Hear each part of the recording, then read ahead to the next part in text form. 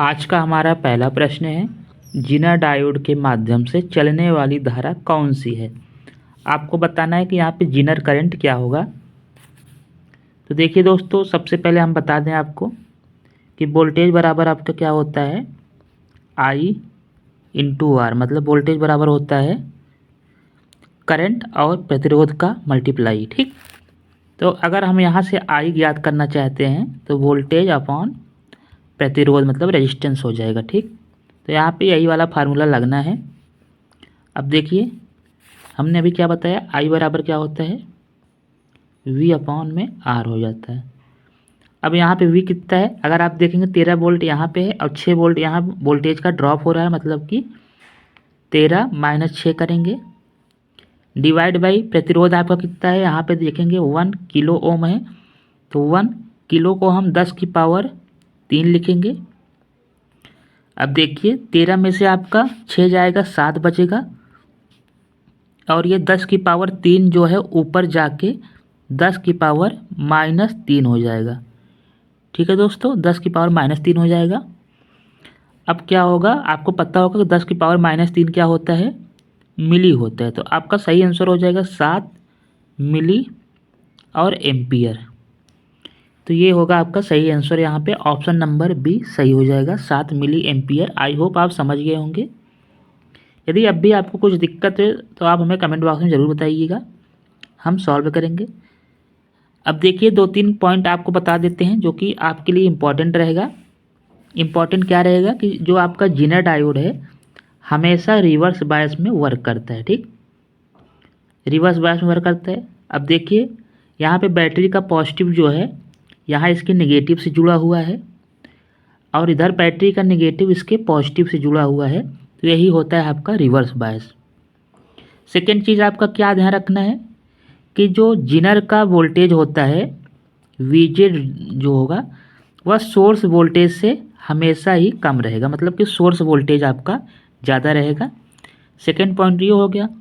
अब third point है कि जीनर का जो करंट होगा आईजेड हमेशा सोर्स करंट से ज़्यादा होगा। ठीक, मतलब कि वोल्टेज तो कम होगा और जो आपका करंट है वो ज़्यादा होगा, और हमेशा रिवर्स बायस में वर्क करेगा। तो ये 3 चीज़ आपको जीनर के बारे में, जीनर डायोड के बारे में पता होना चाहिए। जीनर डायोड एक तरह का वोल्टेज रेगुलेटर की तरह व्यवहार करता है। ठीक है, तो ये था आपका पूरा। अब चलिए हम आगे चलते हैं। आपको ये बात याद रखनी है कि सप्लाई वोल्टेज हमेशा ज़्यादा होती है जीनर वोल्टेज से, और जो जीनर का करंट है हमेशा सप्लाई करंट से ज़्यादा होता है। ठीक, अब चलिए आगे चलते हैं। सबसे इम्पॉर्टेंट, अभी तक दोस्तों हमने जो मल्टीपल चॉइस क्वेश्चन है, एमसीक्यू टाइप क्वेश्चन, स्पेशली डीएफसीआईएल से रिलेटेड जितने भी टेक्निकल क्वेश्चन है, करीब हम 14 वीडियो यहाँ अपलोड कर चुके हैं। यदि आप ये अभी तक वीडियो नहीं देखे हैं पूरा वीडियो, तो आप चैनल के प्लेलिस्ट में जाके ज़रूर देखिए। इससे करीब आपका 200 प्लस क्वेश्चन तैयार हो जाएगा। ठीक है, 200 प्लस क्वेश्चन आपके लिए बहुत होते हैं एग्ज़ाम के पॉइंट ऑफ व्यू से। तो अब समय कम है, आप लोग केवल एमसीक्यू टाइप का सॉल्व करिए। साथ ही साथ देखिए दोस्तों, यहाँ पे हम डिजिटल इलेक्ट्रॉनिक जैसे कि बाइनरी ग्रे हुआ और नंबर कन्वर्जन हुआ, 5 वीडियो यहाँ अपलोड किए हैं, आप इसे भी देख लीजिए। और थ्योरी अगर यदि पढ़ना हो आपको, थ्योरी हुआ एचसीआर जैसे हुआ, सीआरओ हुआ, ट्रैक हुआ, बीजेटी हुआ, तो इन सब टॉपिक पे हम वीडियो बना दिए हैं, 8 वीडियो अभी तक बनाए हैं। तो आप चैनल के प्लेलिस्ट में जाके इन सब वीडियो को ज़रूर देखिए, आपको ज़रूर हेल्प मिलेगा। अगला प्रश्न है, capacitor that can have the highest capacitance value is. तो देखिए दोस्तों, आपको पता होगा कि इलेक्ट्रोलाइटिक कैपेसिटर जो होता है इसका कैपेसिटेंस बहुत ही ज़्यादा होता है। इलेक्ट्रोलाइटिक कैपेसिटर दोस्तों, इसमें पॉजिटिव और नेगेटिव टर्मिनल का ध्यान रखा जाता है। मान लीजिए पॉजिटिव नेगेटिव है, अगर आप इलेक्ट्रोलाइटिक कैपेसिटर कभी देखेंगे तो इसमें एक साइड पॉजिटिव ऐसे बना रहता है और एक साइड ऐसे नेगेटिव बना रहता है। ठीक, बना रहता है। और ख़ासकर अगर आप देखेंगे तो जो नेगेटिव वाला जो लीड होगा वो थोड़ा छोटा रहता है, और पॉजिटिव वाला जो है लीड थोड़ा बड़ा रहता है। एग्ज़ाम यदि आप अभी तो डीएफसीआईएल का पेपर है, इसके बाद जब स्किल टेस्ट होगा तो उसमें पूछा जा सकता है। तो यही पहचान होती है कि थोड़ा नेगेटिव वाला लीड छोटा होता है, पॉजिटिव वाला लीड बड़ा होता है। साथ ही साथ कैपेसिटर जो होता है उसके साइड में मतलब ऐसे किनारे पे इस तरह से माइनस का बना रहता है, ठीक। बाकी जो ये आपका दिया गया है माइका हुआ, पेपर हुआ, सिरेमिक हुआ, इन सब कैपेसिटर में कोई भी पोलैरिटी नहीं होती है। आपका मान हो इधर पॉजिटिव करिए, इधर नेगेटिव करिए, यदि आपका मान हो तो इधर नेगेटिव इधर पॉजिटिव करिए, मतलब कि इस पर कोई साइन का मतलब पॉजिटिव नेगेटिव टर्मिनल का कोई ध्यान नहीं दिया जाता है, बल्कि जो इलेक्ट्रोलाइटिक है इसमें पॉजिटिव और नेगेटिव का ध्यान दिया जाता है, ठीक। अगला है दोस्तों कि आपको बताना है कि under the condition of resonance RLC series circuit behave as, तो मोस्ट इम्पॉर्टेंट क्वेश्चन है। तो जो आरएलसी सीरीज सर्किट है रेजोनेंस की कंडीशन में वह एक प्रतिरोध की तरह व्यवहार करता है, प्रतिरोध की तरह व्यवहार करता है, क्योंकि इसमें वोल्टेज और करंट एक ही डायरेक्शन में होते हैं, मतलब 0 डिग्री फेज शिफ्ट होता है। फेज शिफ्ट कोई नहीं होता, मतलब जिधर वोल्टेज जाएगा उधर ही करंट जाएगा, ठीक।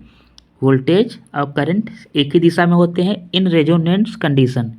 इस वजह से जो यहाँ पे ऑप्शन आपका ए सही हो जाएगा कि रेजोनेंस कंडीशन में आरएलसी सीरीज सर्किट का बिहेवियर जो होता है पूर्णतः प्रतिरोधात्मक परिपथ की तरह होता है, ठीक।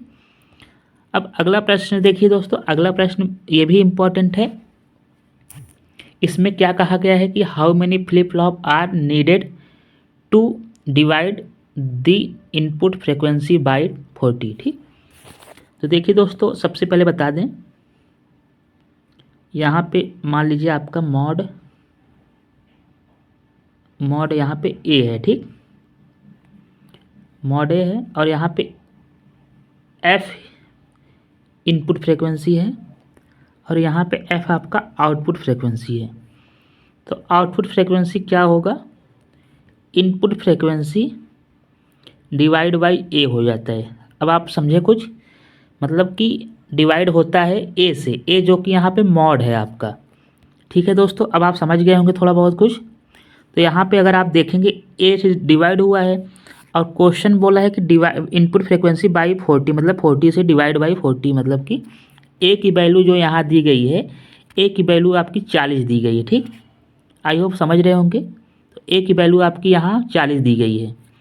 तो अब आप यहाँ पे इसको हम मिटा देते हैं, यहाँ पे हम ए की जगह हम लिख देते हैं 40, आपका यहाँ पे 40 आ जाएगा और डिवाइड बाई 40 हो गया, ठीक।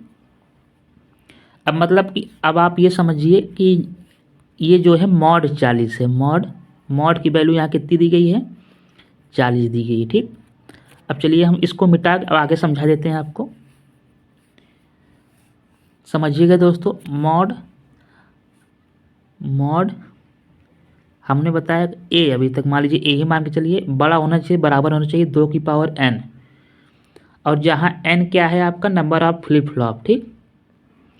अब यहाँ मॉड कितना दिया गया है, मॉड आपको दिया गया है 40 दिया गया है। बड़ा होना चाहिए कितने, 2 की पावर n की वैल्यू अगर हम 5 यहाँ रखते हैं, 2 की पावर 5 कितना होता है, 32 होता है।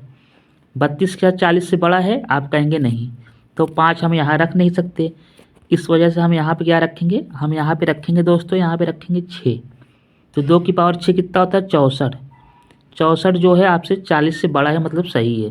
तो इस वजह से आपका यहाँ पे n की वैल्यू कितना आ जाएगा, n की वैल्यू आपका आएगा 6। तो कितने फ्लिप फ्लॉप लगेंगे, 6 फ्लिप फ्लॉप लगेंगे आपके। तो यहाँ पे आपका ऑप्शन नंबर सी 6 आपका सही हो जाएगा, 6 फ्लिप फ्लॉप लगेंगे, ठीक। ये भी क्वेश्चन कम्युनिकेशन से बहुत ही इम्पॉर्टेंट है। देखिए दोस्तों क्या कहा गया है, यहाँ पे आपको दोस्तों साइड बैंड का पावर ज्ञात करना है। साइड बैंड पावर कितना होगा, हम आपको बता दें कि जो टोटल पावर होती है वह होता है आपका कैरियर पावर प्लस में पी साइड बैंड की पावर, ठीक। ये आपकी टोटल पावर होती है। टोटल पावर क्या होता है कि पी सी मतलब कैरियर पावर प्लस में पी एस बी मतलब कि जो साइड बैंड की पावर होती है, ये टोटल पावर बराबर होती है, ठीक। अब देखिए हम आपको क्या बताना चाहते हैं, यहाँ पे दोस्तों हम पी टी बराबर लिख देते हैं। पी टी का फार्मूला होता है पी सी ब्रैकेट में 1 plus mu square divide by 2, ठीक। ये आपका होता है पीटी का फार्मूला।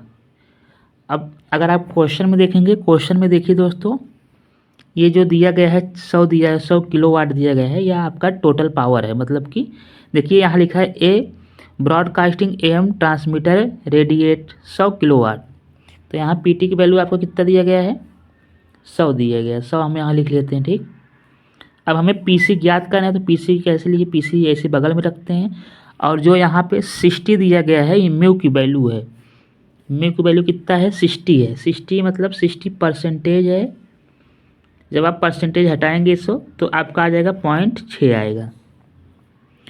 अब 1 + 0.6 का स्क्वायर डिवाइड बाई आपको 2 करना है। इसके बाद इसको सॉल्व करेंगे तो देखिए क्या आता है। इसको मिटा देते हैं आपसे ऊपर वाला।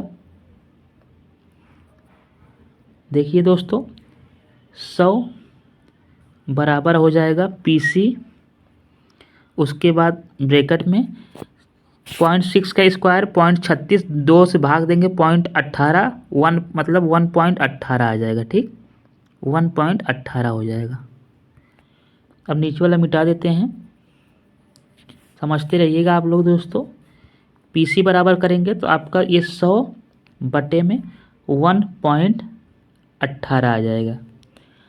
अब देखिए ये दशमलव यहाँ से हटाएंगे तो ऊपर हटेगा, 0 आ जाएगा। तो 1000 भागे 118 करेंगे तो पीसी बराबर आपका समथिंग 8 पॉइंट कुछ आएगा, ठीक। 8 पॉइंट कुछ आ जाएगा। अब आप ये समझ गए होंगे। अब इसको पूरा मिटा देते हैं क्योंकि जगह हमारे पास कम है।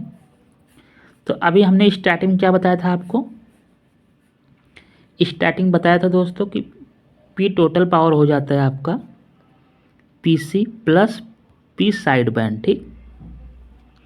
पीटी हमारा कितना दिया गया टोटल पावर, 10 दिया था, 10 किलोवाट। और पीसी अभी हमने लगभग निकाला था 8 दशमलव समथिंग था, ठीक।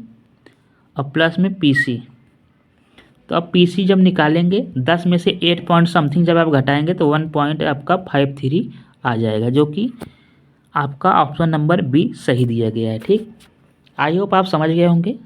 यही था। थोड़ा अगर आपको बेसिक अभी नहीं कॉन्सेप्ट क्लियर तो आपको दिक्कत हो रहा होगा, हम समझ सकते हैं। लेकिन जो सिंपल वे है, बहुत ही सिंपल तरीके से हमने आपको बताया।